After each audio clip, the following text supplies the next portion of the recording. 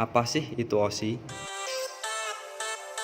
OSI atau kepanjangan dari Open System Interconnection merupakan sebuah model referensi dalam bentuk rangka konseptual yang mengidentifikasikan standar koneksi.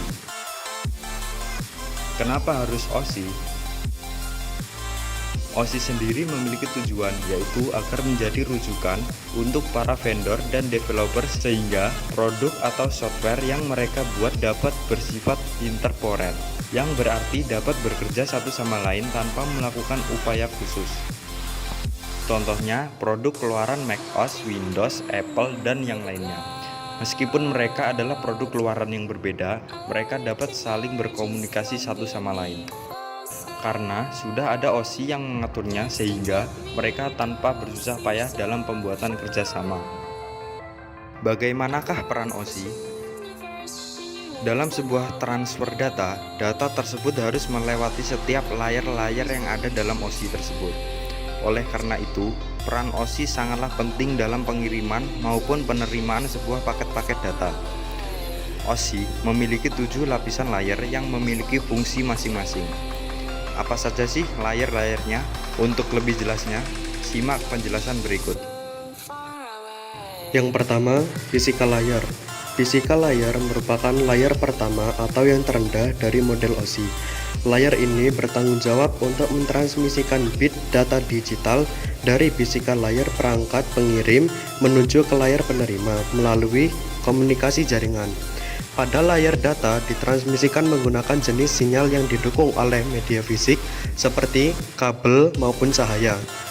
Contoh device-nya yaitu repeater, hub, switch. Yang kedua, data link layer.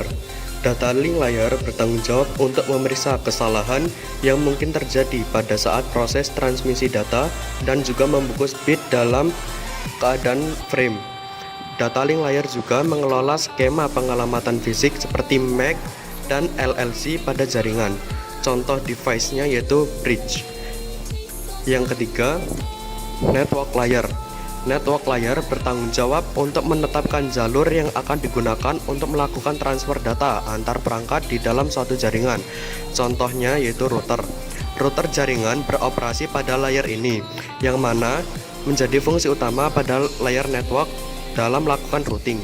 Yang keempat, transport layer. Transport layer bertanggung jawab untuk mengirimkan pesan antara 2 atau lebih host di dalam jaringan. Transport layer juga menangani pemecahan dalam penggabungan pesan dan juga pengontrolan terhadap jalur akses data. Yang kelima, session layer. Session layer bertanggung jawab untuk mengendalikan sesi koneksi dialog seperti menetapkan, mengelola, dan memutus koneksi antar komputer. Untuk dapat membentuk sebuah sesi komunikasi, session layer menggunakan sirkuit virtual yang dibuat oleh transport layer. Contohnya NetBIOS. Yang keenam, presentation layer. Presentation layer bertanggung jawab untuk mengidentifikasi sinteks yang digunakan host jaringan untuk berkomunikasi. Presentation layer juga melakukan proses enkripsi atau deskripsi informasi atau data sehingga mampu digunakan pada lapisan aplikasi atau application layer. Contoh data yang dienkripsi dapat berupa file, yaitu file JPG, GIF, PNG maupun file yang lainnya.